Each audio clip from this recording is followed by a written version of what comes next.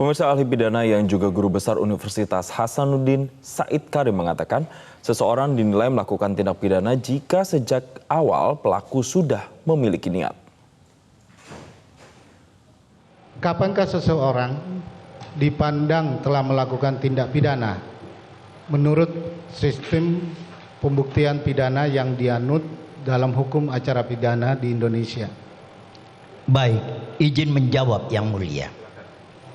Menurut pengetahuan hukum yang saya pahami, seseorang itu dipandang telah melakukan tindak pidana manakala sejak awal pada diri orang tersebut terdapat mens rea atau niat sejak awal untuk melakukan tindak pidana. Selain memiliki mens rea, maka orang tersebut harus melakukan actus reus. Apa itu actus reus? Actus reus adalah bentuk-bentuk perbuatan terdakwa yang mencocoki atau memenuhi keseluruhan unsur-unsur pasal yang didakwakan kepadanya. Dalam kaitan dengan pembuktian, berlaku prinsip hukum bahwa manakala satu saja unsur tidak terpenuhi dari pasal-pasal yang didakwakan, maka menurut hukum dakwaan tersebut tidak terbukti secara sah dan meyakinkan, dan tentu saja dengan demikian kepada terdakwa tidak dapat dihukum. Demikian pendapat saya. Yang unsur esensial yang membedakan di sini, karena pada pasal 340 itu perbuatan pembunuhan harus dilakukan dengan direncanakan terlebih dahulu. Maka sebenarnya apa maksud atau makna yuridis, makna hukum dari unsur pasal direncanakan lebih dahulu yang biasa disebut dengan Porbadan Rahn. Di situ untuk dikatakan direncanakan lebih dahulu harus ada waktu antara niat untuk melakukan perbuatan pidana itu dengan pelaksanaannya, harus ada waktu.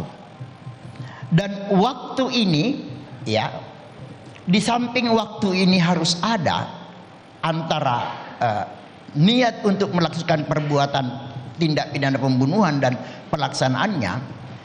Waktu ini pula kemudian disyaratkan bahwa waktu ini tidak juga boleh terlalu singkat, tetapi juga tidak terlalu lama. Kalau kita baca berbagai referensi hukum pidana itu, tetapi tidak terlalu singkat dan tidak terlalu lama, tetapi yang penting ada waktu untuk berpikir bagi pelaku tindak pidana untuk memikirkan dengan cara bagaimana perbuatan pidana pembunuhan itu dilakukan dan di mana akan dilakukan, dan kemudian pada diri pelaku itu harus ada satu keadaan ketenangan, ya, berpikir dengan tenang, ada satu ketenangan.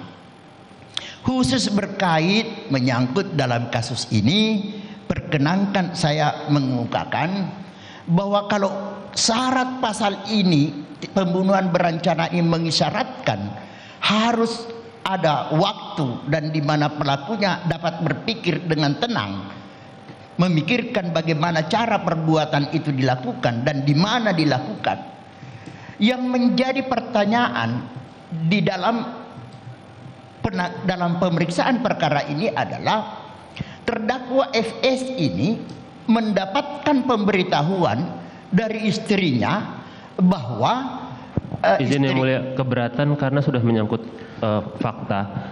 Ahli ini kan ahli tidak langsung, harusnya ilustrasi tidak boleh menyangkut fakta secara langsung yang mulia. Jadi kami keberatan. Ya, silakan dilanjut mengenai itu. Karena tadi pertanyaannya adalah seputar BAP, Seputar dakwaan, Dakwaan. Mulia. dakwaan. Oke. Jadi ini silakan. langsung ke fakta.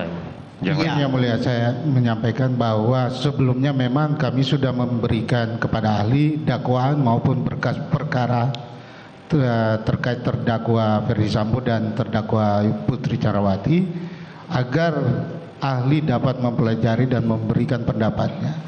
Yang mulia. Saudara Jaksa Penuntut Umum, ahli ini dihadirkan oleh terdakwa dalam kaitannya adalah untuk mendengarkan. Biarkan nanti kita tanggapi dalam tuntutan aja. Ya, silakan.